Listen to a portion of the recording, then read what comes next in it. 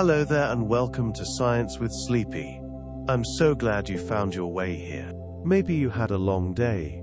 Or maybe you're the kind of person who likes falling asleep to deep thoughts and cosmic mysteries, rather than counting sheep.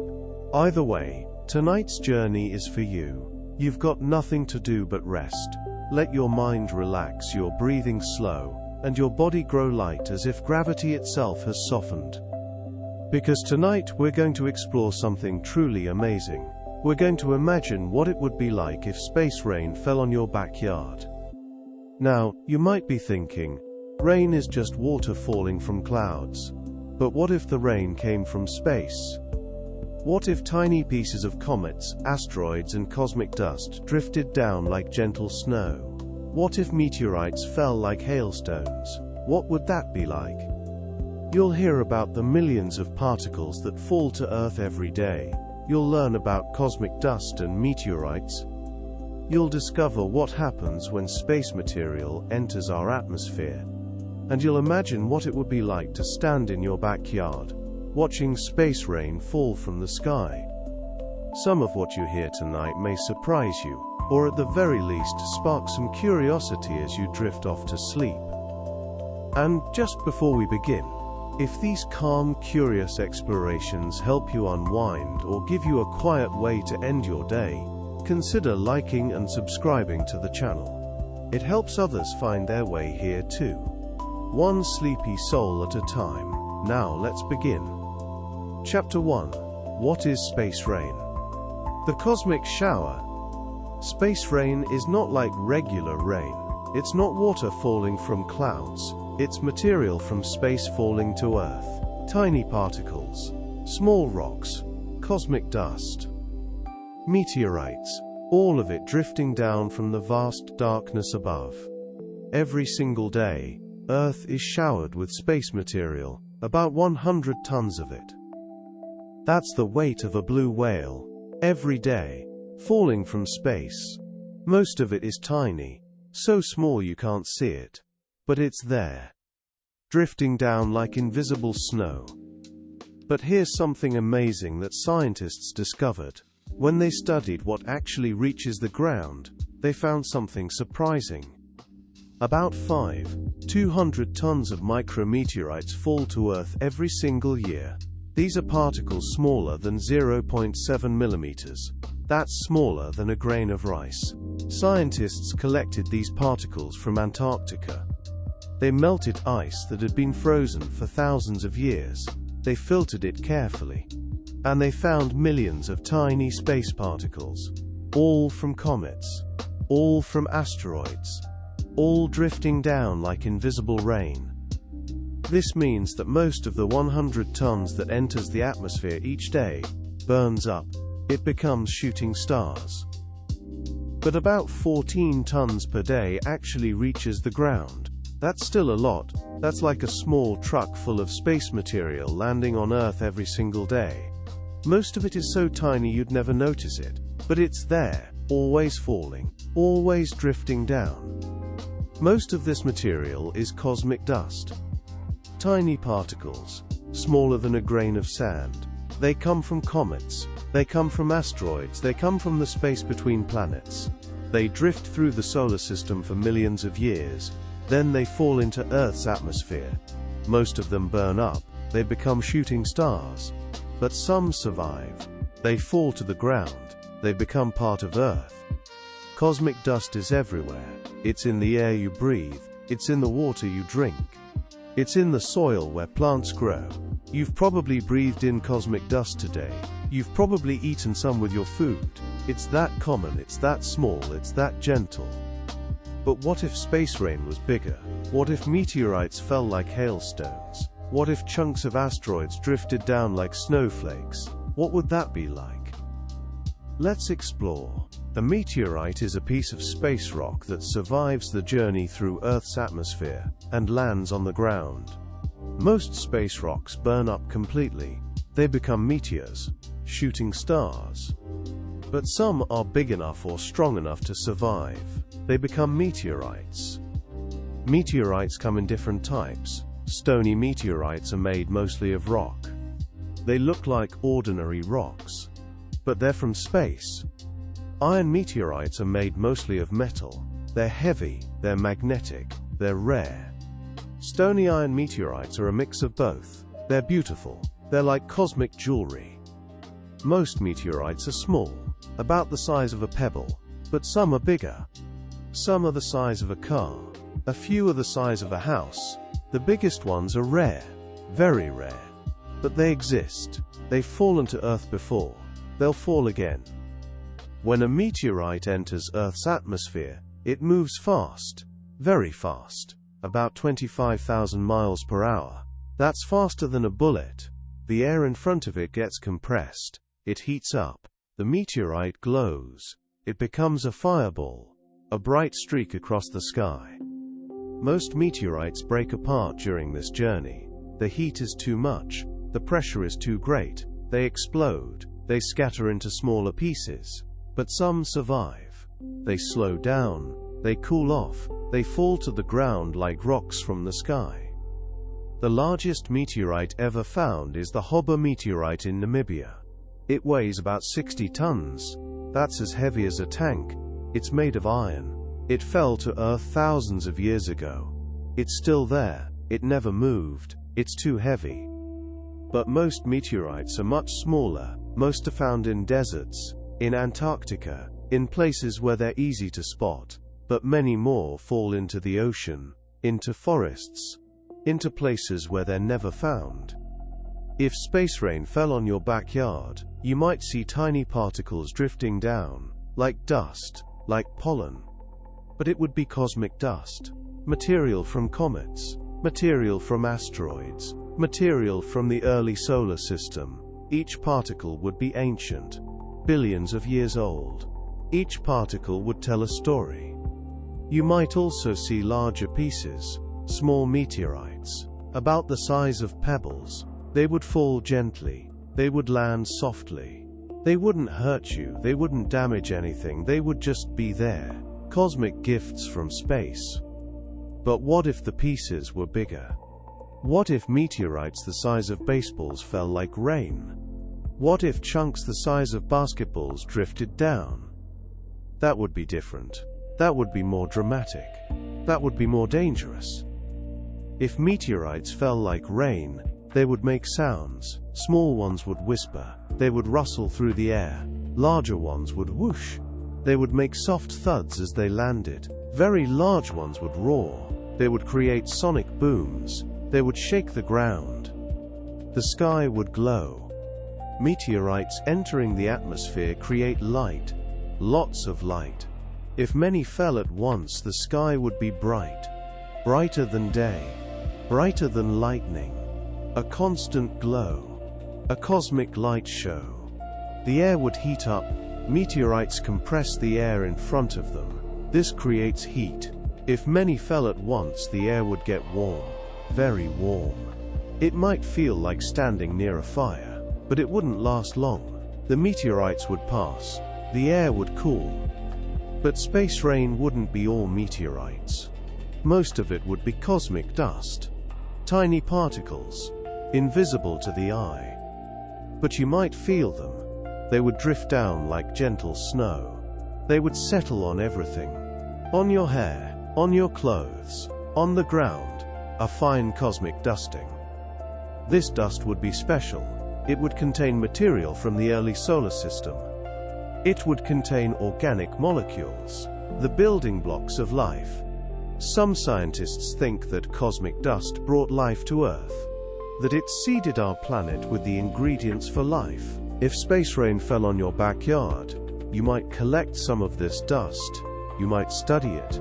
You might learn about the universe. Each particle would be a tiny messenger from space.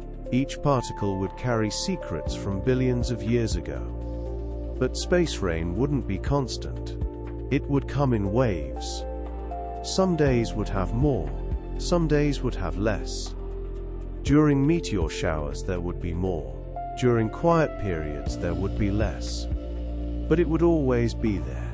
Always falling. Always drifting down. The amount of space material falling to Earth varies. During meteor showers, like the Perseids or the Geminids, there's more, much more, thousands of particles per hour. But even on quiet days, there's still space rain. Still cosmic dust. Still tiny particles from space. Most of this material is very old, billions of years old. It formed when the solar system was young. It's been drifting through space ever since. It's a time capsule. It's a piece of history. It's a connection to the beginning of everything. Some cosmic dust comes from comets. Comets are like dirty snowballs. They're made of ice and dust. As they orbit the sun, they leave trails of dust behind them. When Earth passes through these trails, we get meteor showers. We get space rain. Some cosmic dust comes from asteroids. Asteroids are rocky objects. Some are small. Some are large. When they collide, they create dust. This dust drifts through space. Some of it falls to Earth. It becomes part of space rain. Some cosmic dust comes from beyond the solar system. Interstellar dust. Material from other stars. Material from other galaxies. This is rare. Very rare, but it exists. It falls to Earth. It becomes part of space rain. If space rain fell on your backyard, you would be connected to the universe in a new way. You would see material from comets, material from asteroids, material from the early solar system, material from other stars, all of it falling gently, all of it drifting down, all of it becoming part of Earth. But space rain wouldn't just be beautiful, it would also be useful. Cosmic dust contains valuable materials: iron, nickel, precious metals, rare elements. If we could collect it, we could use it, we could mine space rain. Some companies are already thinking about this. They want to collect cosmic dust. They want to mine space rain. They want to extract valuable materials from space material. It's a new idea, it's an exciting idea. It might be possible one day. But for now, space rain is mostly invisible. Most of it is too small to see. Most of it burns up in the atmosphere. Most of it becomes shooting stars. But some survives. Some falls to the ground. Some becomes part of Earth. If space rain fell on your backyard, you might not notice it at first. The particles are so small, they're so gentle, they drift down like invisible snow. But if you looked carefully, you might see them. You might feel them, you might collect them. You could set up a collector, a special device to catch cosmic dust. You could study what you collected. You could learn about space. You could become a cosmic dust collector, a space rain watcher, a citizen scientist. Space rain is happening right now. As you listen to this, cosmic dust is falling. Meteorites are landing. Space material is drifting down. It's gentle, it's quiet. It's constant, it's beautiful. And if you could see it all, if you could watch space rain fall on your backyard, you would see the universe in a new way. You would see that Earth is not separate from space, that we are part of something bigger, that space is always with us, always falling, always drifting down, always becoming part of Earth. Chapter 2: The Journey Through the Atmosphere, from Space to Your Backyard. When space material falls to Earth, it doesn't just appear in your backyard. It takes a journey. A long journey. A dangerous journey. Through the atmosphere. Through layers of air. Through heat and pressure. Through fire and ice. Let's follow a piece of space material on its journey. Let's imagine a tiny particle of cosmic dust. It's been drifting through space for millions of years. It's from a comet. It's ancient. It's small. Smaller than a grain of sand. This particle enters Earth's atmosphere at about 100 miles above the ground. That's where space begins. That's where the atmosphere starts. The particle is moving fast, about 25,000 miles per hour. That's 30 times faster than a jet plane. As the particle enters the atmosphere, it hits air molecules. There aren't many molecules up there. The air is thin, very thin, but there are some. The particle collides with them. it starts to slow down. Just a little. Just enough to notice. The particle also starts to heat up. When something moves fast through air, the air in front of it gets compressed. Compressed air gets hot, very hot. The particle begins to glow. It becomes a tiny shooting star. A meteor, a streak of light in the sky.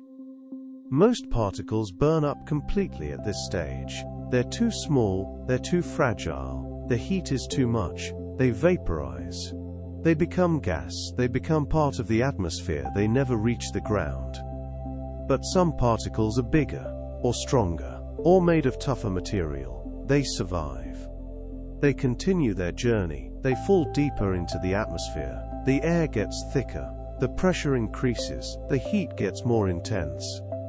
At about 50 miles above the ground, the air is still thin, but it's thicker than before. The particle is slowing down, it's heating up more, it's glowing brighter. If it's big enough, you might see it from the ground, a bright streak, a fireball, a cosmic visitor. The particle continues to fall. It reaches about 30 miles above the ground.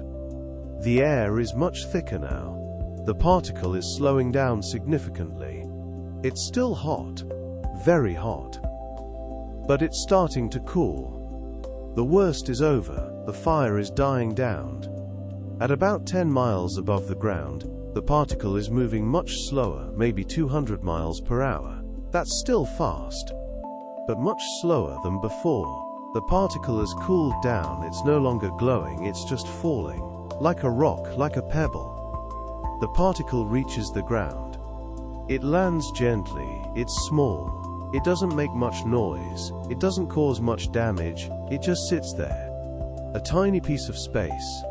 In your backyard, or in a field, or in the ocean, wherever it happened to land. But what if the particle was bigger? What if it was a meteorite, a chunk of rock from an asteroid? The journey would be different, more dramatic, more dangerous. A meteorite enters the atmosphere at the same speed, about 25,000 miles per hour, but it's bigger, it's heavier. It has more momentum, it doesn't slow down as quickly, it takes longer to slow down, it goes deeper into the atmosphere before it cools. A meteorite creates a fireball. A bright ball of fire, brighter than the sun. Visible even during the day, it creates a sonic boom, a loud crack. Like thunder, but sharper. More sudden. It shakes the ground. It rattles windows. The meteorite might break apart. The heat and pressure might be too much. It might explode. It might scatter into smaller pieces. These pieces would continue falling. They would create multiple fireballs, multiple sonic booms, a shower of space rocks. If the meteorite survives, it slows down. It cools down, it falls to the ground. It might land with a thud, it might create a crater, it might bounce. It depends on how big it is, how fast it's moving, what it lands on. Very large meteorites create craters. They hit the ground with tremendous force. They dig holes. They throw up dirt and rock. They create shockwaves.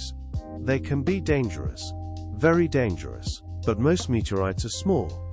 Most create small craters, or no craters at all. They just land, they just sit there, waiting to be found, waiting to be studied. The atmosphere protects us from most space material. It burns up the small stuff, it slows down the big stuff. It's like a shield, a cosmic shield. Without it, space rain would be much more dangerous, much more destructive. But the atmosphere also changes space material. It heats it up. It melts it.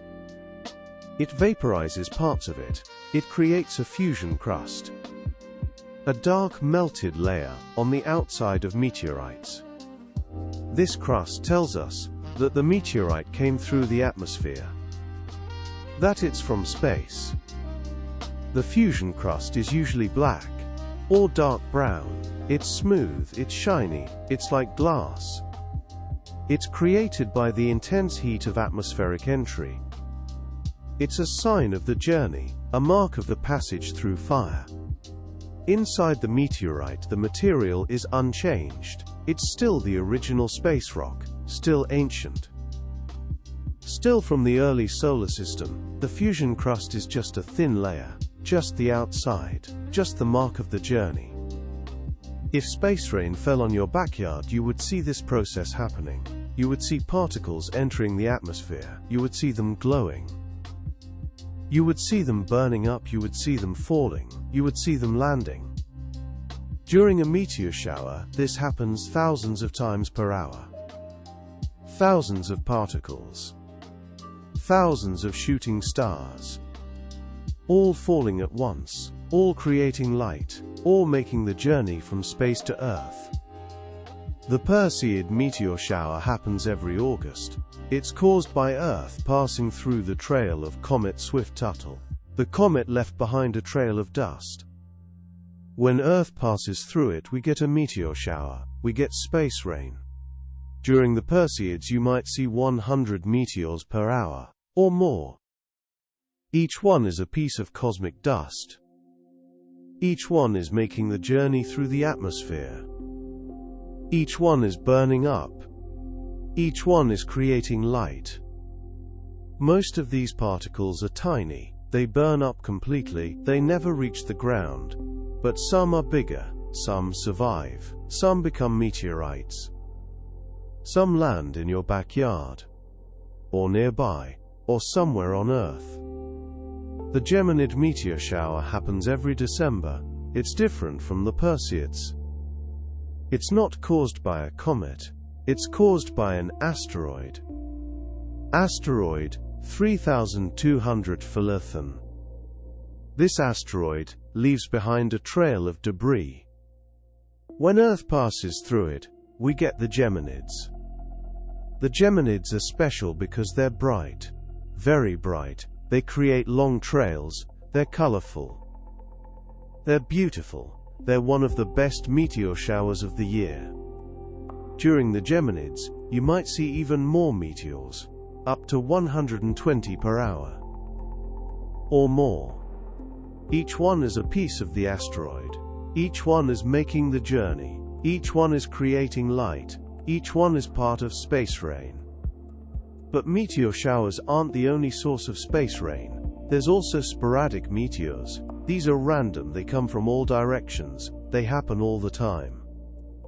Not just during meteor showers. They're always falling, always making the journey.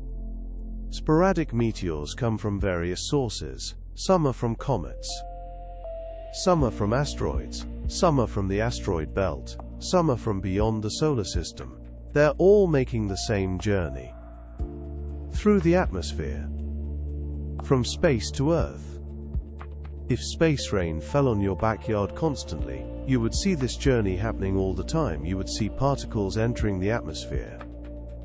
You would see them glowing. You would see them falling. You would see them landing. The journey through the atmosphere is dangerous. Most particles don't survive. Most burn up. Most become shooting stars. But some survive. Some make it to the ground. Some become part of Earth. The atmosphere is our protection. It's our shield. It burns up the dangerous stuff. It slows down the big stuff. It makes space rain safe. Or at least safer. Without it, space rain would be much more dangerous. But the atmosphere also makes space rain beautiful. It creates the light. It creates the fireballs. It creates the shooting stars. It makes the journey visible. It makes space rain something we can see, something we can appreciate. If space rain fell on your backyard, you would see this beauty every day. You would see particles making the journey. You would see them glowing. You would see them falling. You would see them landing. You would be part of the cosmic dance. Part of the journey from space to Earth. Chapter 3: What falls from space? The ingredients of space rain. Space rain is made of many different things. Not just one type of material. Not just cosmic dust. Not just meteorites. Many different things. Each with its own story. Each with its own origin. each with its own journey. Let's explore what falls from space. Let's discover the ingredients of space rain. Let's learn about the different types of material that drift down from the cosmos. Most space rain is cosmic dust, tiny particles, smaller than a grain of sand. These particles come from comets, they come from asteroids. They come from the space between planets. They're the most common ingredient in space rain. Cosmic dust from comets is special. Comets are like dirty snowballs. They're made of ice and dust. As they orbit the sun, they heat up. The ice sublimates. It turns directly from ice to gas. The gas streams away. It carries dust with it. This dust drifts through space. Some of it falls to Earth. It becomes cosmic dust rain. Comet dust is ancient. It's from the early solar system. It's billions of years old. It contains material from when the planets were forming. It's a time capsule. It's a piece of history. It's a connection to the beginning. Comet dust also contains organic molecules, carbon-based compounds, the building blocks of life. Some scientists think that comet dust brought life to Earth, that it seeded our planet with the ingredients for life, that we are made of star stuff and comet stuff. Cosmic dust from asteroids is different. Asteroids are rocky objects. When they collide, they create dust. This dust is made of rock, silicate minerals, the same stuff that makes up Earth's crust. But it's from space. It's from asteroids. Asteroid dust is also ancient. It's from the early solar system. It's billions of years old. It contains material from when the asteroid belt was forming. It's another time capsule, another piece of history. Some cosmic dust is interstellar. It comes from beyond the solar system, from other stars, from other galaxies. This is rare, very rare, but it exists. It falls to Earth. It becomes part of space rain. Interstellar dust is special because it's from other stars. It's material that formed around other suns. It traveled across the galaxy. It entered our solar system. It fell to Earth. It's a visitor from far away, a cosmic traveler. Scientists have found interstellar dust in Earth's atmosphere. They've collected it. They've studied it. They've learned about other stars. They've learned about the galaxy. They've learned about the universe. One amazing discovery happened when scientists collected cosmic dust from the roof of a building in Paris. They set up special collectors. They collected particles for 6 years. They found over 500 particles that were definitely from space. But here's the cool part. Some of these particles had a special chemical signature. They contained elements that could only have formed around other stars. Not our sun, other stars. These particles traveled across the galaxy. They entered our solar system. They fell to Earth. They're visitors from far away. Cosmic travelers that took millions of years to reach us. Scientists use special instruments to study these particles.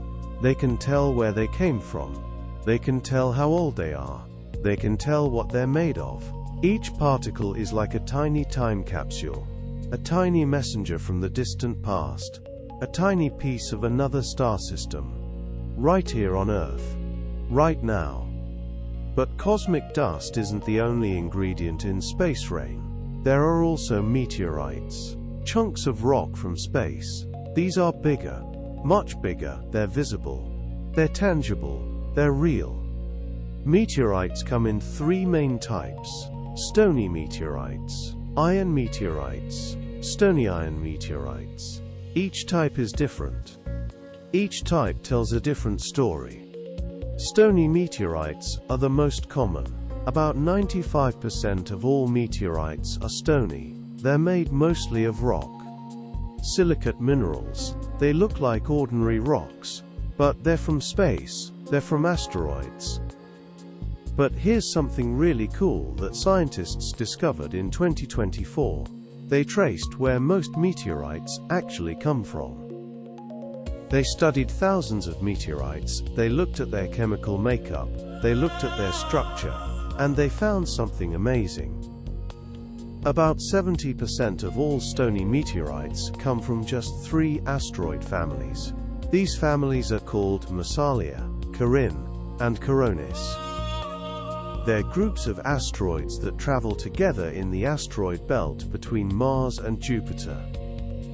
Scientists think these asteroid families formed when larger asteroids collided and broke apart. The pieces scattered, some drifted toward Earth. They entered our atmosphere, they became meteorites. So when you find a meteorite, there's a good chance it came from one of these 3 asteroid families. It's like finding out your rock has a family tree, a cosmic family tree that goes back billions of years. Stony meteorites are divided into 2 groups: chondrites and achondrites. Chondrites contain chondrules, small round grains. These formed in the early solar system. They're some of the oldest material in the solar system. They're time capsules. Achondrites don't have chondrules. They're from asteroids that melted. They're from the cores or mantles of asteroids. They're more processed, more changed. But they're still from space, they're still ancient. Iron meteorites are made mostly of metal. Iron and nickel. They're heavy, they're magnetic. They're rare. Only about 5% of meteorites are iron. But they're special. They're beautiful. They're from the cores of asteroids. Iron meteorites are strong. They survive the journey through the atmosphere better than stony meteorites. They're less likely to break apart. They're more likely to reach the ground intact. They're more likely to create craters. Stony iron meteorites are a mix of both. They have both rock and metal. They're rare, very rare. Only about 1% of meteorites are stony iron. But they're beautiful. They're like cosmic jewelry. They're highly valued by collectors. But meteorites aren't the only big things that fall from space. There are also micrometeorites. These are bigger than cosmic dust, but smaller than meteorites. They're about the size of a grain of sand, or a small pebble. Micrometeorites fall to Earth constantly, millions of them every day. Most are too small to see. But some are visible, some create shooting stars, some survive the journey, some land on the ground. Micrometeorites are collected by scientists. They set up collectors. On rooftops, in Antarctica, in the ocean, they collect the particles, they study them, they learn about space.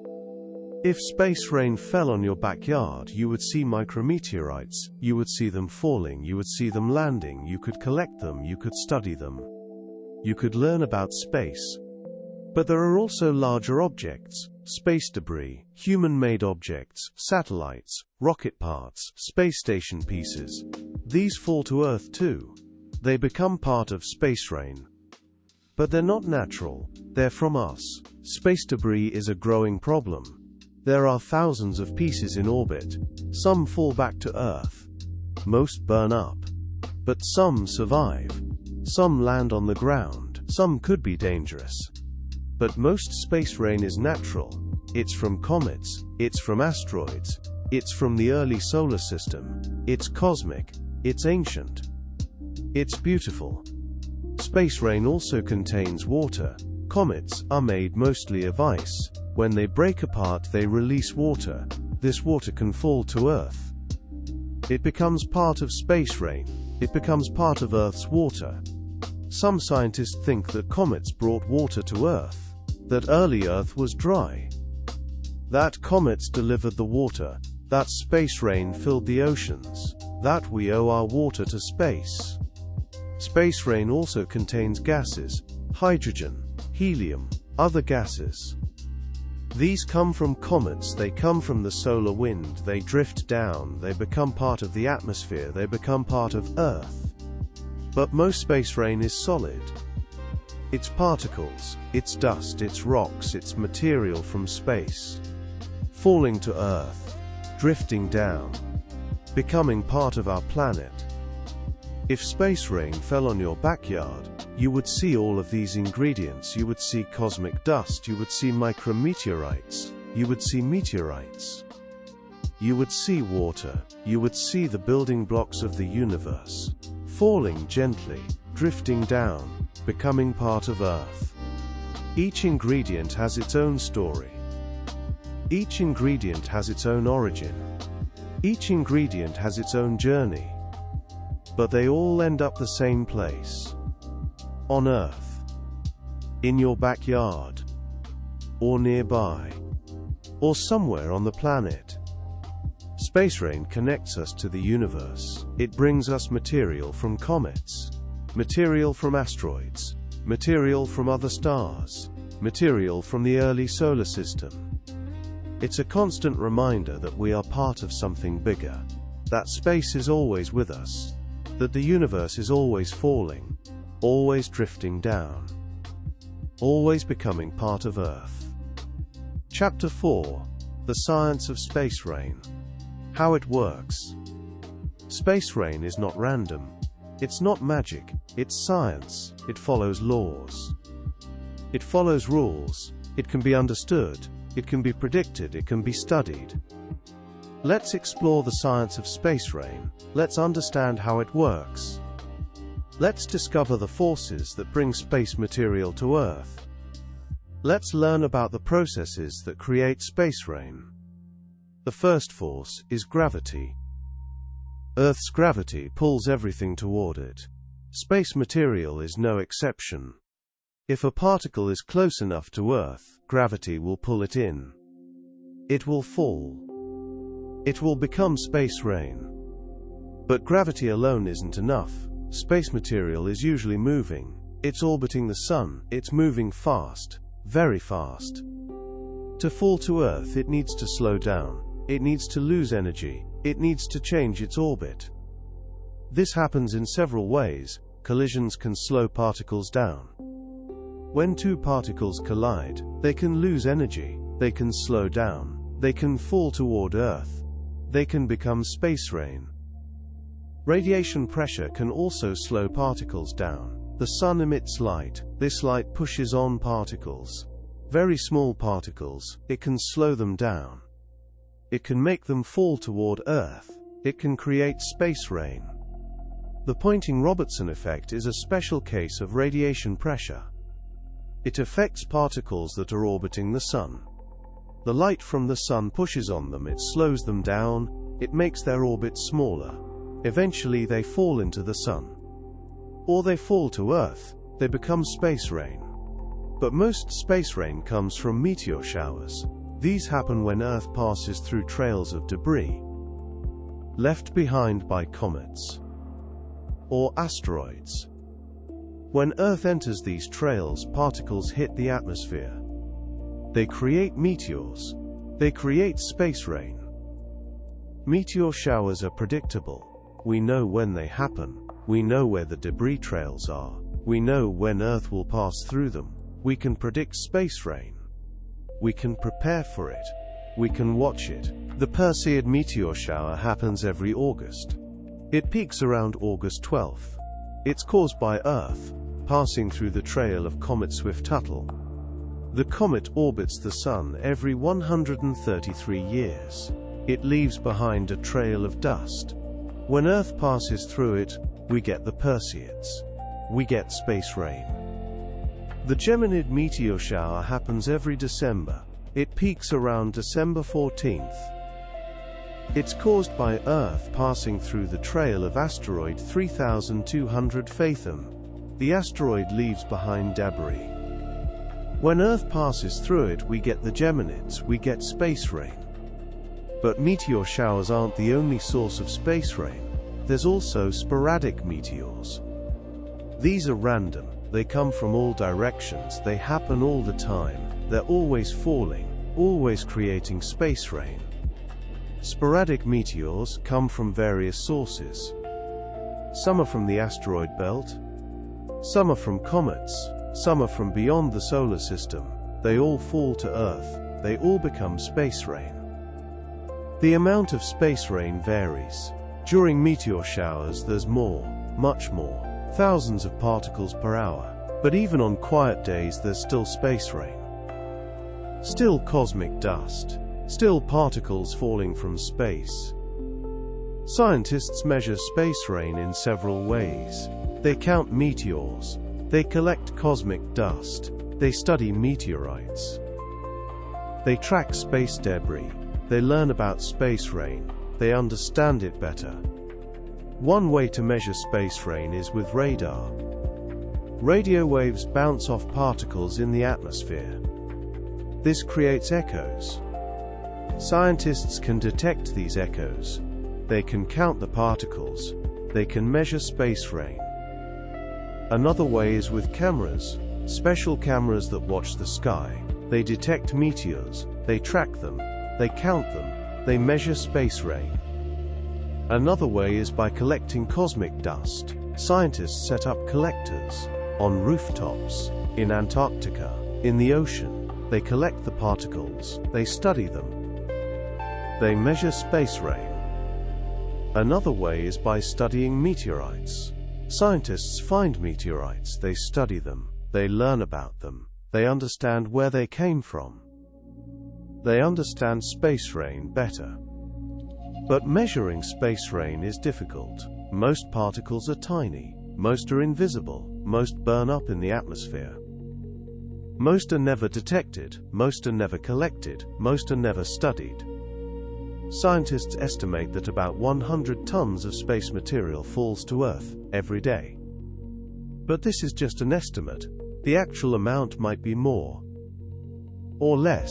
We don't know for sure. We can't measure it all. But scientists are getting better at measuring space rain. They use radar to detect particles in the atmosphere. They use cameras to watch the sky. They collect cosmic dust from rooftops and from Antarctica. They study meteorites that land on the ground. They're learning more every day. One interesting thing scientists discovered is that the amount of space rain changes with the seasons. During certain times of year, Earth passes through denser clouds of space material. There's more space rain. During other times there's less. It's like cosmic seasons. Times when space rain is heavy. Times when it's light. Scientists also found that space rain changes over longer periods. Over thousands of years. Over millions of years. Sometimes the solar system is more active. More comets are breaking apart. More asteroids are colliding. More space rain falls. Sometimes it's quieter. Less space rain falls. But it never stops completely. Space rain is always falling. Always has been. Always will be. Most of this material is cosmic dust. Tiny particles. Smaller than a grain of sand. These are the most common. But they're also the hardest to detect. The hardest to collect. The hardest to study. Larger particles are easier to detect. They create meteors. They create fireballs. They're visible. They're trackable. But they're also rarer. Much rarer. Most space rain is tiny. Most is invisible. If space rain fell on your backyard, you would see this. You would see the larger particles. The meteors. The fireballs. But you wouldn't see the smaller particles. The cosmic dust. The tiny particles. They would be invisible. But they would be there. Always falling. Always drifting down. The science of space rain is complex. It involves gravity. It involves orbits. It involves collisions. It involves radiation. It involves the atmosphere.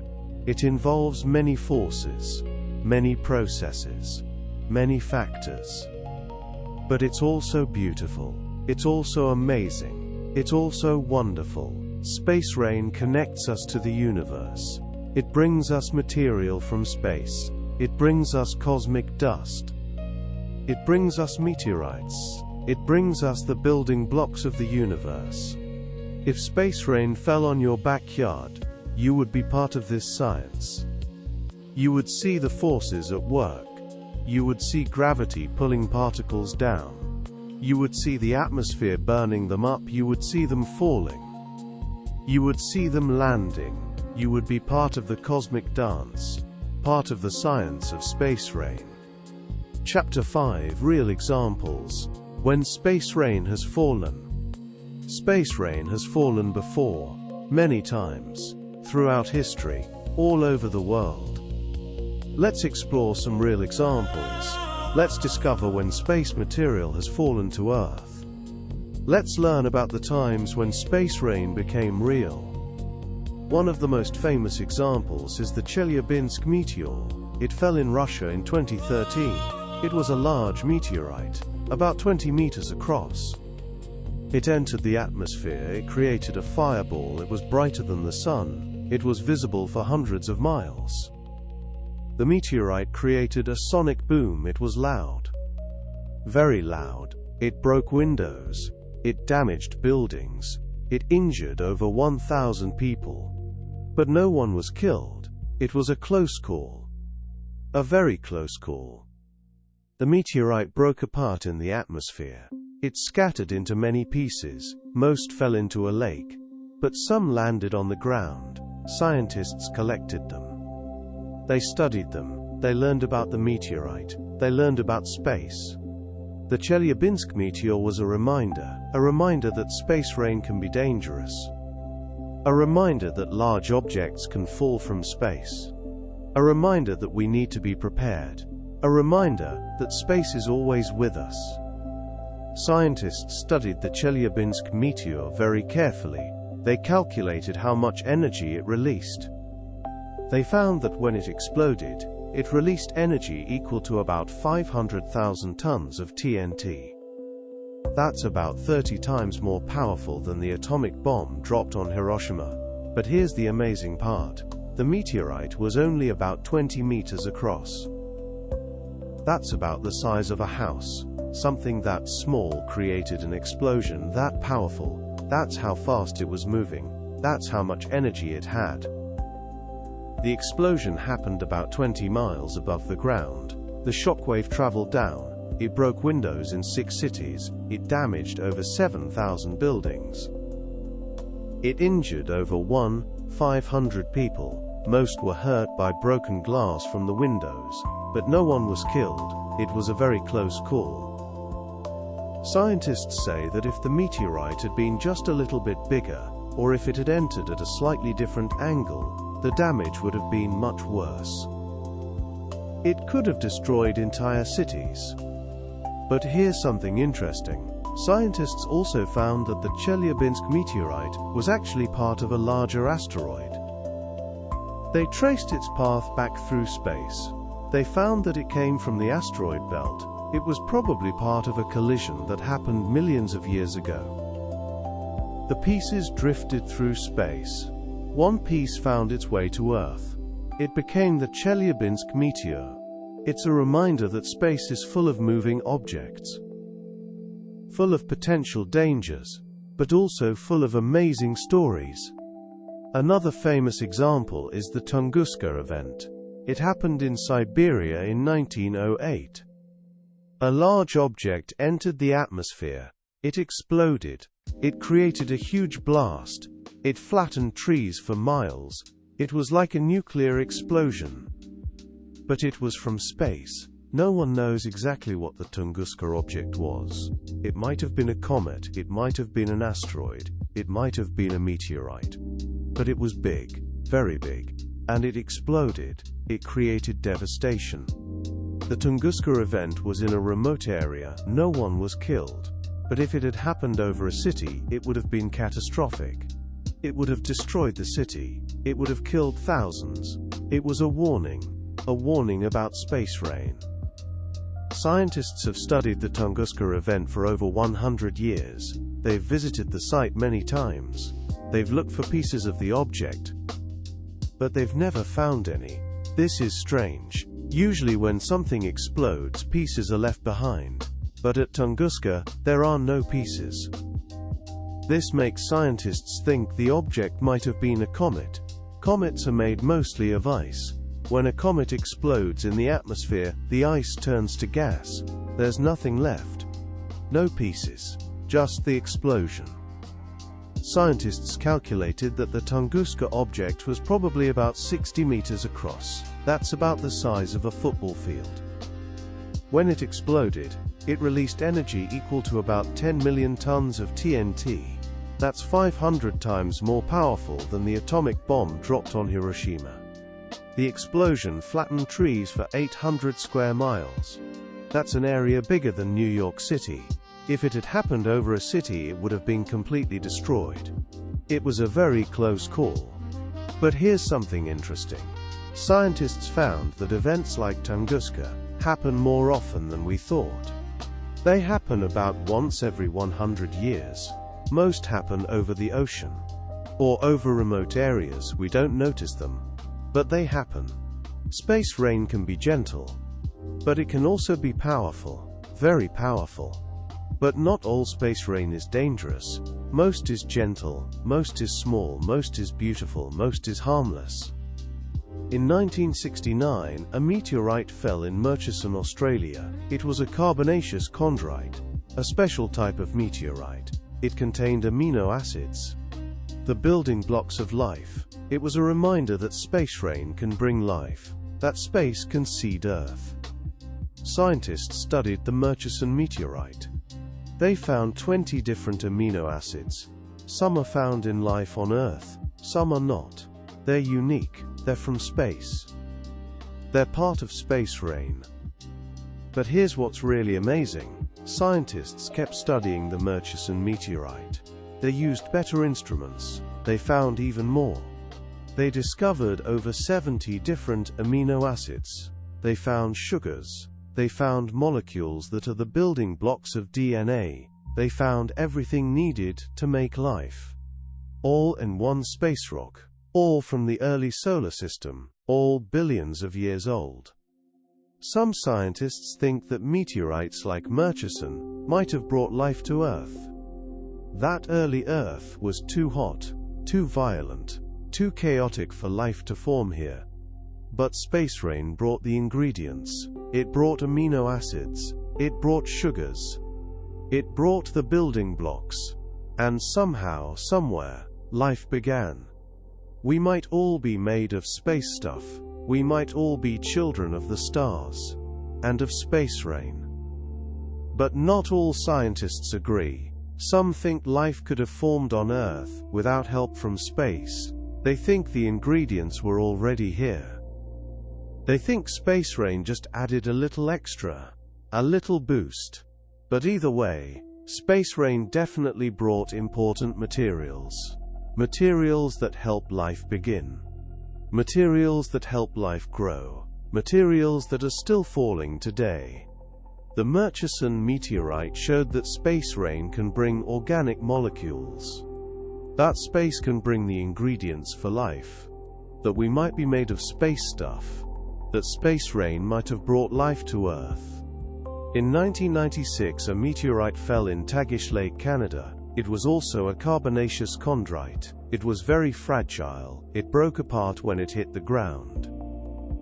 But scientists collected the pieces. They studied them. They learned about space. The Tagish Lake meteorite contained organic molecules. It contained amino acids. It contained the building blocks of life. It was another reminder. Another reminder that space rain brings life. That space seeds Earth. But space rain isn't just meteorites, it's also cosmic dust, tiny particles, falling constantly. Always drifting down. There's also something called tektites. These are special glassy objects that form when large meteorites hit Earth. When a big meteorite strikes, it creates enormous heat and pressure. This melts the rocks on the ground. The molten rock is thrown high into the atmosphere. As it falls back down, it cools and solidifies. It forms tektites, small glassy objects shaped like teardrops or buttons. Tektites have been found in many places around the world. They're evidence of ancient impact events. They tell us about times when space rain was much more dramatic. when large objects fell from space. When Earth was hit by cosmic visitors. Each tektite is a piece of Earth that was melted by space. A piece of Earth that was thrown into the sky and fell back down. A piece of Earth that was changed forever by space rain. Scientists study tektites to learn about ancient impacts. They can tell how big the impact was. They can tell when it happened. They can tell what the meteorite was made of. Tektites are like fossils. But instead of preserving life, they preserve impacts. They preserve moments when space rain was violent. When space rain changed Earth. In 2001, scientists collected cosmic dust from the roof of a building in Paris. They set up a collector. They collected particles for several years. They found thousands of particles, all from space, all cosmic dust, all space rain. The particles were tiny. Most were smaller than a grain of sand. But they were from space. They were from comets. They were from asteroids. They were ancient. They were billions of years old. Scientists studied these particles. They learned about space. They learned about comets. They learned about asteroids. They learned about the early solar system. They learned about space rain. In Antarctica, scientists collect cosmic dust from the ice. The ice is clean. It's pristine. It's perfect for collecting cosmic dust. Scientists melt the ice. They filter it. They find cosmic dust. They study it. They learn about space rain. Antarctica is one of the best places to collect cosmic dust. The ice is old. Very old. It contains cosmic dust from thousands of years. Scientists can study the history of space rain. They can learn how it has changed over time. Scientists have been collecting cosmic dust from Antarctica for decades. They drill deep into the ice. They pull up ice cores. These cores contain ice that's been frozen for hundreds of thousands of years. Each layer of ice is like a page in a history book of space rain. By studying these ice cores, scientists discovered something amazing. They found that space rain hasn't always been the same. Sometimes there's more. Sometimes there's less.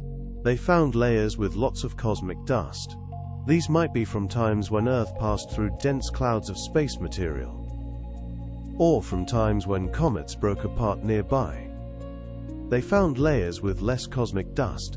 These might be from quieter times when space was calmer. Scientists also found that the type of cosmic dust changes over time. Sometimes there's more comet dust. Sometimes there's more asteroid dust. This tells us about what was happening in the solar system, about which comets were active, about which asteroids were colliding, about the history of our cosmic neighborhood. One team of scientists collected over 2,000 micrometeorites from just one spot in Antarctica. They studied each one carefully. They found that most came from comets, but some came from asteroids. Some even came from beyond the solar system. Each particle told a story.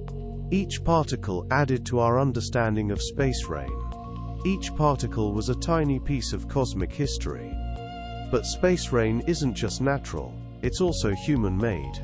Space debris falls to Earth. Satellites, rocket parts, space station pieces, all falling, all becoming part of space rain. Scientists have discovered something interesting about space debris. Climate change is actually making the problem worse. Here's how. As Earth's atmosphere gets warmer, the upper atmosphere gets thinner. There's less air up there. This means there's less drag on space debris. Less drag means space debris stays in orbit longer. It doesn't fall back to Earth as quickly. So space debris is building up. There are now thousands of pieces of space junk orbiting Earth. Some are as small as a paint chip. Some are as large as a school bus. All of it will eventually fall back to Earth. All of it will become part of space rain.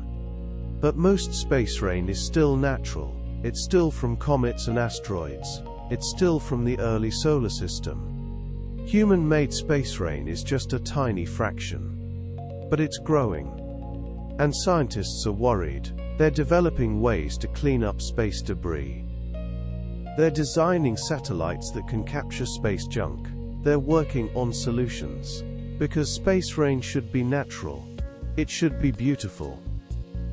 It shouldn't be dangerous junk falling from the sky. In 1979, Skylab fell to Earth. It was a space station. It was large, very large. It broke apart in the atmosphere. Most of it burned up. But some pieces survived. Some landed in Australia. Some in the ocean. It was space rain. But it was from us. In 2001, the Mir space station fell to Earth. It was also large. It also broke apart. Most burned up. But some pieces survived. Some landed in the ocean.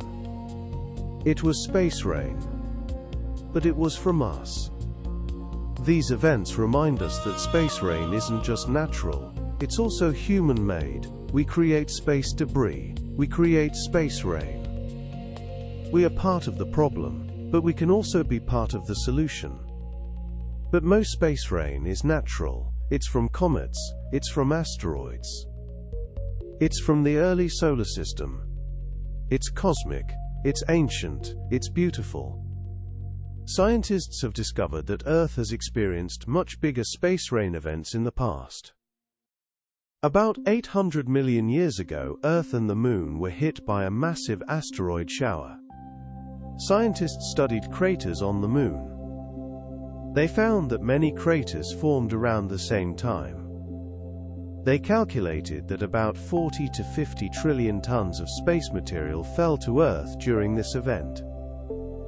That's 30 to 60 times more than the asteroid that killed the dinosaurs.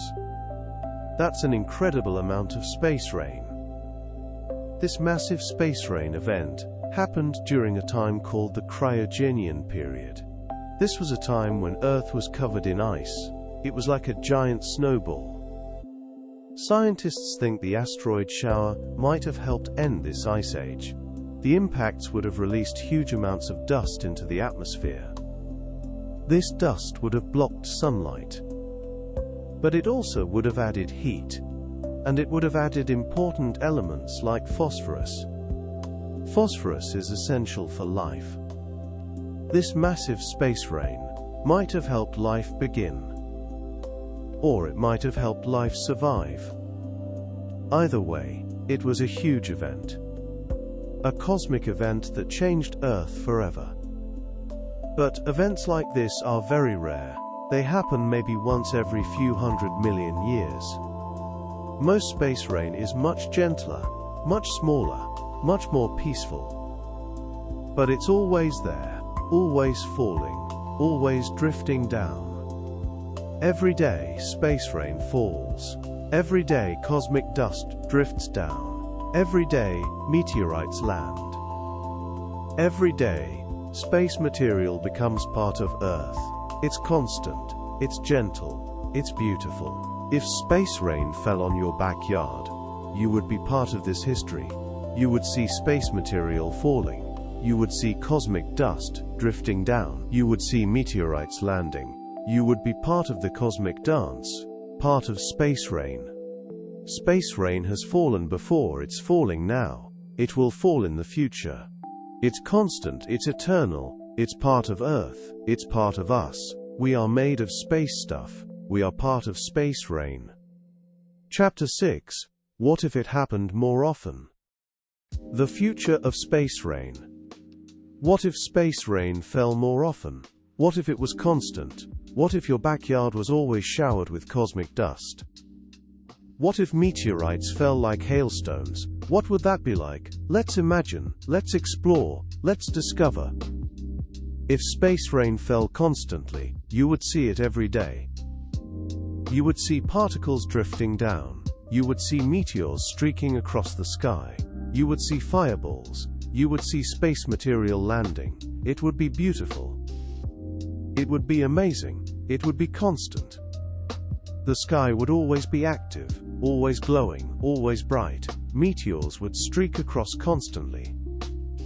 Fireballs would light up the sky. The night would never be dark. It would always be lit by space rain. But it would also be dangerous. Large meteorites could fall. They could create craters. They could damage buildings. They could be dangerous. Very dangerous. You would need protection. You would need shelters. You would need to be prepared. The ground would be covered with cosmic dust, a fine layer, always accumulating, always building up. You would walk on space dust. You would breathe it. You would be part of it. You would be made of space stuff. But collecting space material would be easy. You could just scoop it up. You could collect cosmic dust. You could collect meteorites. You could study them. You could learn about space. You could become a space rain collector. Mining space rain would be possible. You could extract valuable materials: iron, nickel, precious metals, rare elements. You could mine space rain. You could use it. You could profit from it. Space rain could become a resource. But space rain would also change Earth. It would add material. It would add mass. Earth would grow. Slowly, very slowly. But it would grow. It would become bigger. It would become heavier.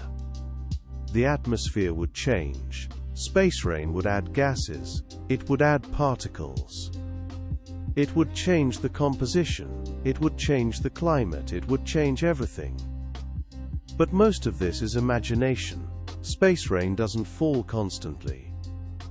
It falls gently. It falls slowly. It's not dangerous. It's not destructive. It's beautiful. It's amazing. It's part of Earth. In the future, space rain might increase. Comets might break apart. Asteroids might collide. More debris might be created. More space rain might fall. But it's unlikely. Space rain is relatively constant. It doesn't change much.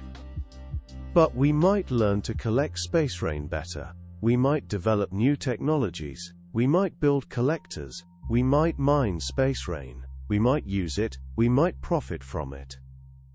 We might also learn to predict space rain better. We might track debris trails. We might predict meteor showers. We might warn people. We might protect them. We might be prepared. We might also learn to deflect dangerous objects, large asteroids, large comets, objects that could create dangerous space rain. We might deflect them. We might protect Earth. We might save lives. In 2022, NASA tested a new technology called DART. That stands for Double Asteroid Redirection Test. They sent a spacecraft to crash into an asteroid. The goal was to see if they could change the asteroid's path, just a little bit, just enough to make it miss Earth if it was heading our way. And it worked. The spacecraft hit the asteroid. The asteroid's path changed. Scientists proved that we can deflect dangerous asteroids. We can protect Earth from dangerous space rain. But there's another kind of space rain that scientists are just beginning to understand. It's called electron rain. This isn't solid material falling from space. It's electrons, tiny particles of electricity. These electrons come from Earth's magnetic field. They get trapped in what's called the Van Allen radiation belts. Then they get accelerated by special waves. They spiral down into the atmosphere. They create auroras, those beautiful lights in the sky near the North and South poles. But electron rain can also be dangerous. It can damage satellites. It can disrupt communications. It can affect power grids. During solar storms, electron rain becomes much more intense. It can cause serious problems.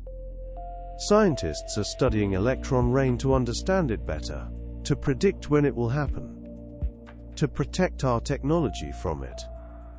Electron rain is invisible, but it's real, and it's part of space rain. A different kind of space rain, but space rain all the same. But for now, space rain is gentle, it's constant, it's beautiful, it's part of Earth, it's part of us. We are made of space stuff. We are part of space rain. If space rain fell on your backyard, you would see this. You would see the beauty. You would see the wonder. You would see the cosmic dance.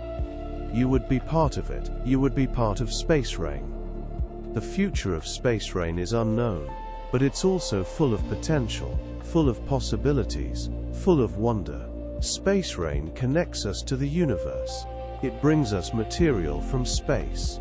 It brings us cosmic dust. It brings us meteorites. It brings us the building blocks of the universe. We are part of space rain. We are made of space stuff. We are cosmic. We are universal.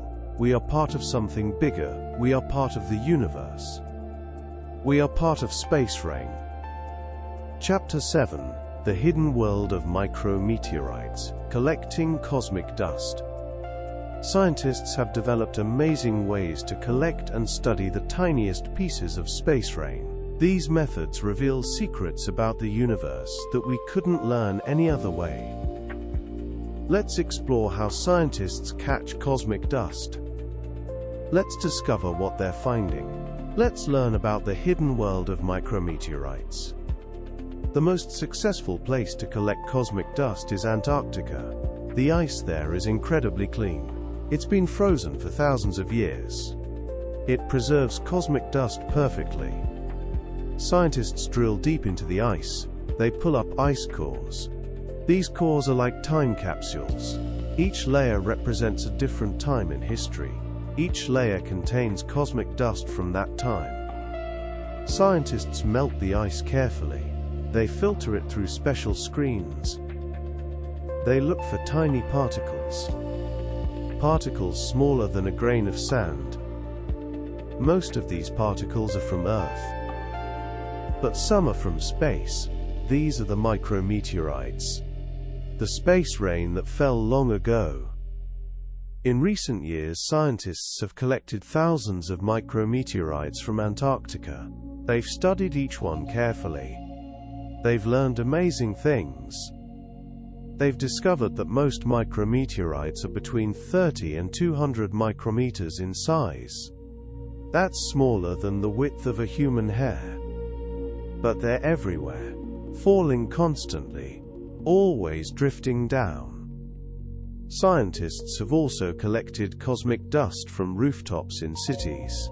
In Paris, scientists set up special collectors on a building. They collected particles for 6 years.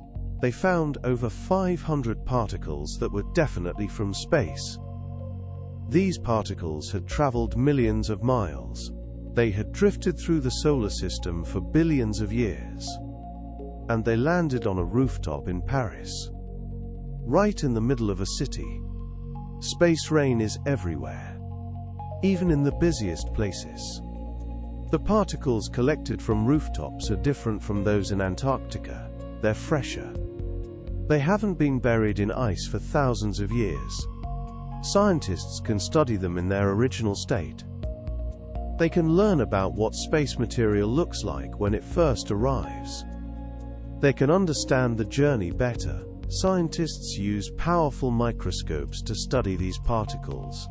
They can see details that are smaller than a single cell. They can identify what the particles are made of. They can tell where they came from. They can understand their journey through space. Most micrometeorites are made of silicate minerals, the same stuff that makes up rocks on Earth. But they have a special structure. They contain tiny glassy beads called chondrules. These formed in the early solar system. They're some of the oldest material in existence. They're time capsules from the beginning. Some micrometeorites are made of iron and nickel. These are from the cores of asteroids. They're heavier, they're magnetic, they're rarer. But they tell us about the insides of asteroids. About what's deep inside these space rocks. Scientists have also found micrometeorites made of carbon. These are special. They contain organic molecules. The building blocks of life. They're like tiny messengers from the early solar system. They carry the ingredients that might have started life on Earth. The study of micrometeorites has revealed something amazing. Scientists now know that about 5,200 tons of micrometeorites fall to Earth every year. That's much more than the larger meteorites we can see. Most space rain is invisible, most is tiny, most is cosmic dust. But it's constant, it's always falling. It's always adding to Earth. Scientists have also discovered that the composition of micrometeorites changes over time. Sometimes there's more comet dust. Sometimes there's more asteroid dust. This tells us about what's happening in the solar system, about which comets are active, about which asteroids are colliding, about the history of our cosmic neighborhood. The collection methods are getting better. Scientists are developing new techniques. They're using magnets to collect iron-rich particles. They're using special filters to catch the smallest particles. They're using satellites to detect particles in the atmosphere. They're learning more every day. If space rain fell on your backyard, you could collect it too. You could set up a collector, a special device to catch cosmic dust. You could study what you collected. You could learn about space. You could become a citizen scientist. You could contribute to our understanding of space rain. But collecting cosmic dust is difficult. Most particles are tiny. Most are invisible. Most are mixed with Earth dust. It takes skill to find them. It takes patience. It takes the right equipment. But it's possible. And it's rewarding. Each particle is a piece of the universe. Each particle tells a story. Scientists are also studying cosmic dust in space. Before it reaches Earth, they send spacecraft to collect it. They use special collectors. They catch particles as they drift through space. They bring them back to Earth. They study them in laboratories. They learn about space material in its natural state. Before it enters the atmosphere, before it changes. The Stardust mission collected cosmic dust from Comet Wild 2. It flew through the comet's tail. It collected particles. It brought them back to Earth. Scientists studied them. They learned amazing things. They found that comet dust contains complex organic molecules. They found that comets are more complex than we thought. They found that space rain carries the ingredients for life. Future missions will collect more cosmic dust. They'll visit asteroids, they'll visit comets, they'll collect particles, they'll bring them back. They'll help us understand space rain better. They'll help us understand the universe. The study of micrometeorites is just beginning. There's so much to learn, so much to discover. Each particle is a mystery. Each particle is a clue. Each particle helps us understand space rain, helps us understand the universe, helps us understand ourselves. Chapter 8. Space Weather and Electron Rain. The invisible space rain. There's another kind of space rain that most people don't know about. It's invisible. It's made of electricity. It's called electron rain. And it's falling on Earth right now. Let's explore this invisible space rain. Let's discover how it works. Let's learn about space weather. Electron rain happens in Earth's upper atmosphere. It's not solid material falling from space. It's electrons. Tiny particles of electricity. These electrons come from the sun. They're part of the solar wind. A stream of charged particles that flows from the sun constantly. The solar wind carries electrons and protons. These particles travel through space. They reach Earth. But Earth has a magnetic field. This magnetic field protects us. It deflects most of the solar wind. It creates a protective bubble around Earth. This bubble is called the magnetosphere. But some electrons get trapped in the magnetosphere. They get caught in what's called the Van Allen radiation belts. These are donut-shaped regions around Earth. They're filled with charged particles, electrons and protons, trapped by Earth's magnetic field. These trapped electrons can be accelerated. Special waves in the magnetosphere can push them. They can gain energy. They can move faster. Then they can spiral down along magnetic field lines. They can enter the atmosphere. They can create electron rain. When electrons enter the atmosphere, they collide with air molecules. They transfer energy. They create light. This light is what we see as auroras. Those beautiful lights in the sky near the North and South poles. The northern lights. The southern lights. They're caused by electron rain. They're caused by invisible space rain. But electron rain can also be dangerous. During solar storms, the sun releases huge amounts of energy. It sends out massive clouds of charged particles. These particles reach Earth. They increase electron rain. They make it much more intense. Intense electron rain can damage satellites. It can cause electrical problems. It can disrupt communications. It can affect GPS systems. It can cause power grids to fail. It can be a serious problem. Scientists are studying electron rain to understand it better. They're using satellites to measure it. They're using ground-based instruments to detect it. They're learning when it will happen. They're learning how intense it will be.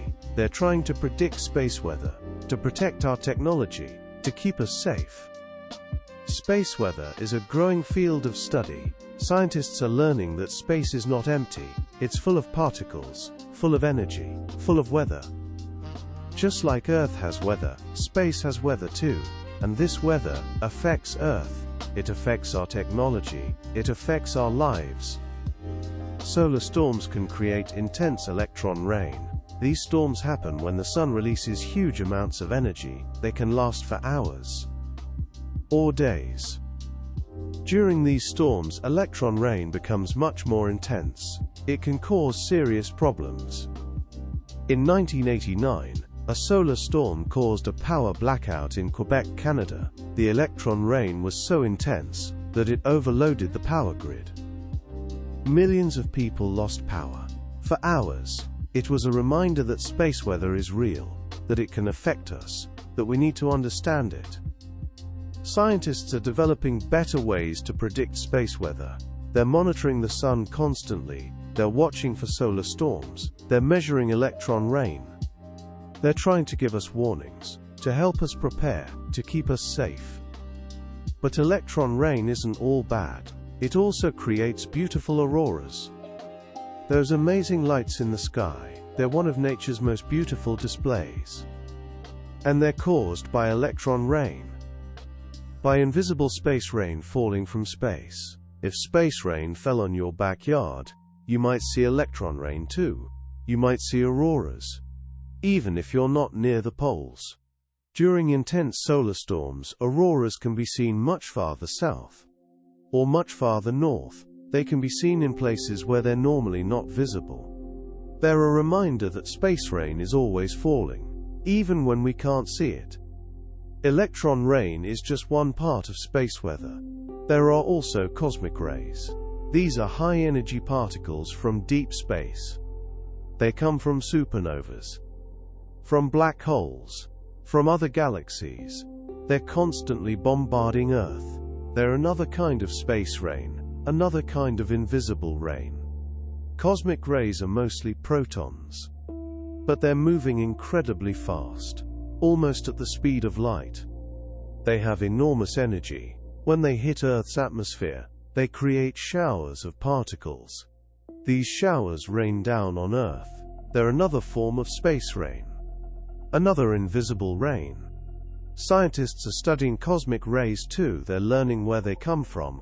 They're learning how they affect Earth. They're learning how they affect us.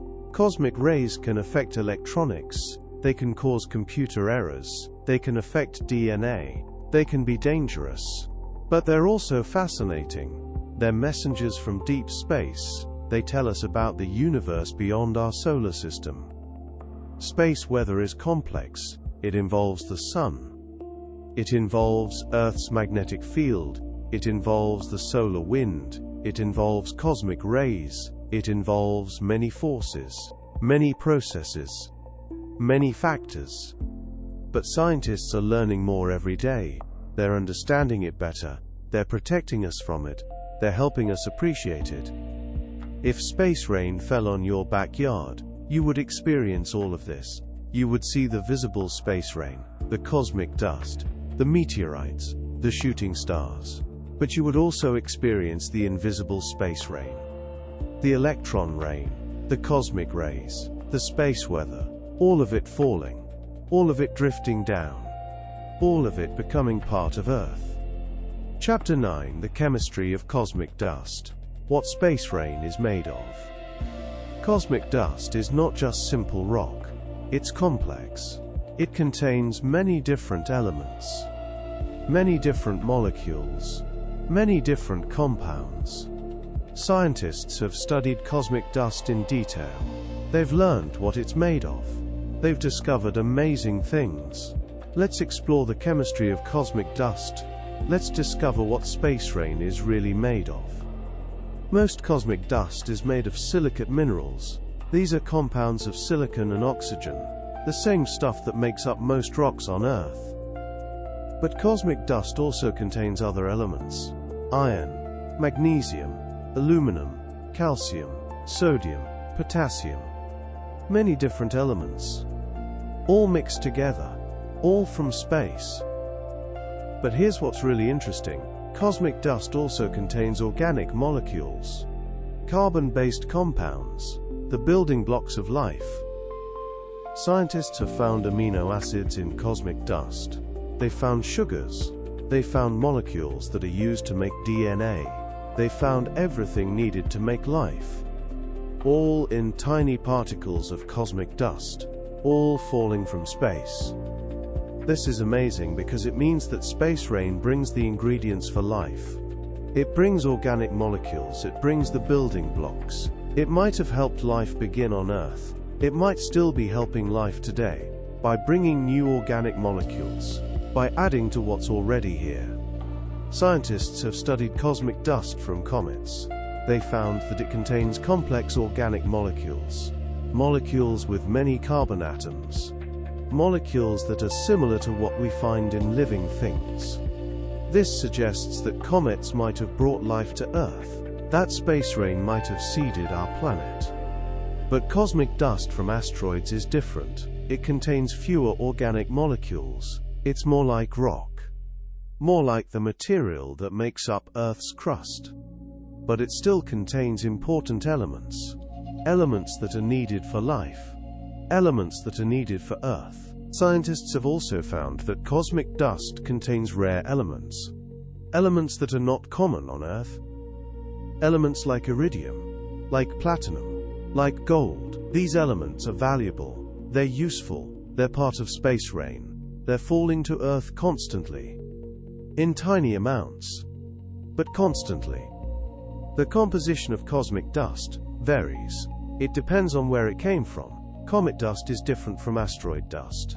Dust from the inner solar system is different from dust from the outer solar system. Dust from other stars is different from dust from our solar system. Each type has its own chemistry, its own story, its own origin. Scientists use special instruments to study the chemistry of cosmic dust. They use mass spectrometers. These can identify what elements are present. They can measure how much of each element. They can understand the composition. They can learn about the origin. Scientists also use electron microscopes. These can see the structure of cosmic dust. They can see how the atoms are arranged. They can see the crystals. They can understand the formation. They can learn about the history. The chemistry of cosmic dust tells us about the early solar system, about how planets formed, about what conditions were like, about what materials were available. It's like a time capsule, a chemical time capsule, that preserves information from billions of years ago. Scientists have discovered that cosmic dust contains isotopes. These are versions of elements with different numbers of neutrons. Some isotopes are rare, some are common. The ratio of isotopes tells us about the origin, about where the dust came from, about what processes created it. For example, scientists can tell if cosmic dust came from our solar system or from another star. They look at the isotopes, they compare them. They can identify interstellar dust, dust from other stars, dust that traveled across the galaxy, dust that's a visitor from far away. The chemistry of cosmic dust also tells us about processes in space, about how dust forms, about how it changes, about how it travels. Scientists have found that cosmic dust can be altered by radiation, by heat, by collisions. It changes as it travels through space. It carries the marks of its journey. If space rain fell on your backyard, you could study its chemistry too. You could collect cosmic dust, you could analyze it, you could learn what it's made of. You could discover its secrets, you could contribute to science, you could help us understand space rain better. But studying the chemistry of cosmic dust is difficult. The particles are tiny. They're mixed with Earth dust. They're hard to find, they're hard to analyze. But scientists are getting better at it. They're developing new techniques. They're learning more every day. The chemistry of cosmic dust is fascinating, it's complex, it's beautiful. It tells us about the universe, about the early solar system, about the origin of life, about space rain. It's a reminder that space rain is not just simple material. It's complex, it's important, it's part of everything. Chapter 10: Detection and Monitoring: How we watch space rain. Scientists have developed many ways to detect and monitor space rain. These methods help us understand what's falling from space. They help us predict when more will fall. They help us stay safe. Let's explore how scientists watch space rain. Let's discover the technologies they use. Let's learn about the methods they've developed. One of the oldest methods is visual observation. People have been watching the sky for thousands of years. They've been counting meteors, they've been tracking meteor showers, they've been recording what they see. This is still important today. Citizen scientists around the world watch the sky. They report what they see. They contribute to our understanding of space rain. But visual observation has limits. You can only see meteors at night, you can only see the larger ones, you can't see cosmic dust, you can't see the tiny particles. You need other methods to detect those. Radar is one of the most important tools. Radio waves can detect particles in the atmosphere, even tiny ones. Even ones you can't see. Radar bounces off particles, it creates echoes. Scientists can detect these echoes, they can count the particles, they can measure their speed, they can track their path, they can monitor space rain constantly. Radar systems around the world monitor space rain. They detect meteors 24 hours a day. They work during the day. They work at night. They work in any weather. They're always watching, always detecting, always monitoring. Scientists also use cameras, special cameras that watch the sky. They're designed to detect meteors. They're very sensitive. They can see faint meteors. They can track their paths. They can measure their brightness. They can help us understand space rain better. Some camera systems use multiple cameras. They watch the same area from different locations. This allows scientists to calculate the path of meteors in 3 dimensions.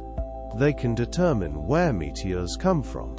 They can determine where they're going. They can track them through the atmosphere. They can predict where meteorites might land.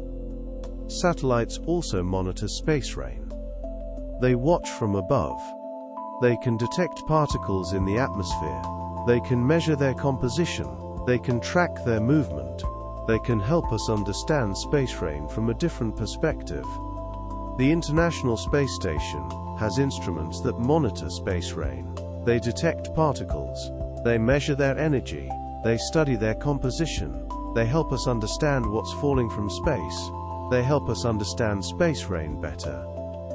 Scientists also collect cosmic dust directly. They set up collectors on the ground, on rooftops, in Antarctica, in the ocean. They collect particles. They study them. They learn about space rain. They understand it better. But collecting cosmic dust is difficult. Most particles are tiny. Most are mixed with Earth dust. It takes skill to find them. It takes patience, it takes the right equipment. But scientists are getting better at it. They're developing new techniques. They're learning more every day. Scientists also study meteorites that land on the ground. They find them, they collect them, they study them. They learn about where they came from, they learn about their journey, they learn about space rain. But finding meteorites is also difficult. Most fall in the ocean. Most fall in remote areas. Most are never found. But scientists are getting better at finding them. They're using new technologies, they're developing new methods. They're learning more every day. Scientists also use computer models to understand space rain. They simulate what happens when particles enter the atmosphere.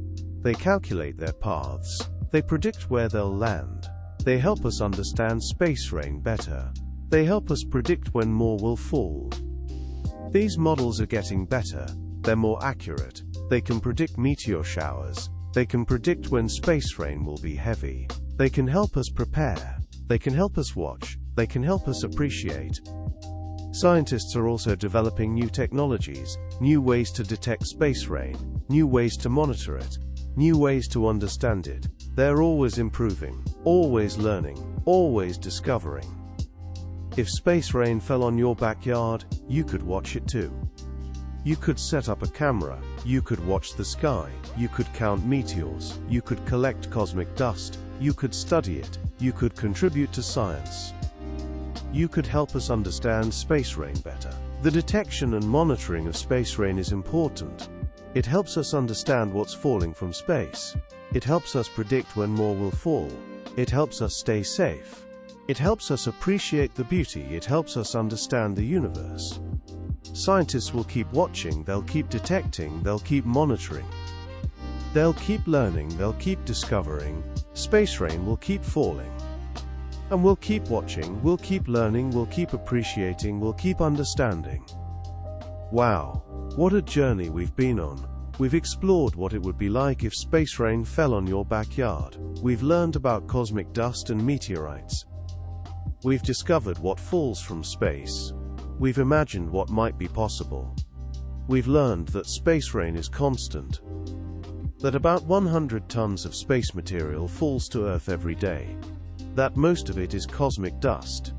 Tiny particles. Smaller than a grain of sand. That drift down like invisible snow. We've learned about meteorites. Chunks of rock from space. That survive the journey through the atmosphere. That land on the ground. That tell us about the universe. That connect us to space. We've learned about the journey through the atmosphere.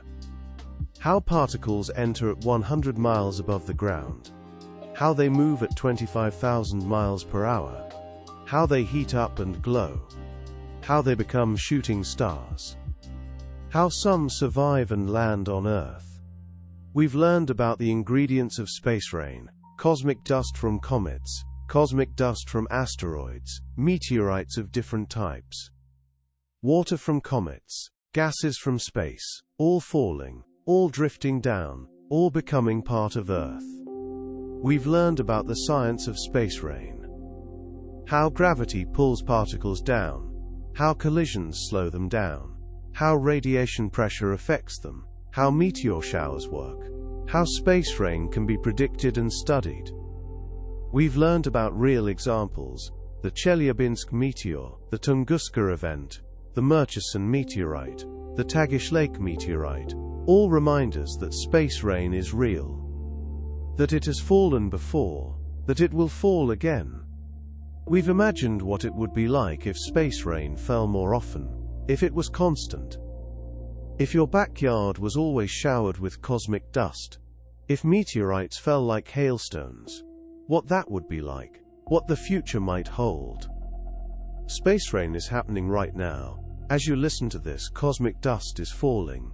Meteorites are landing. Space material is drifting down. It's gentle, it's quiet. It's constant, it's beautiful. Thank you for joining me on this journey. I hope you learned something new. I hope you learned about space rain. I hope you learned about cosmic dust and meteorites. I hope you're curious to learn more. and I hope you'll keep exploring, keep asking questions, and keep discovering. Science is full of questions, and that's what makes it awesome. There's always more to learn, more to discover, more to explore. The universe is vast and mysterious, and we're just beginning to understand it.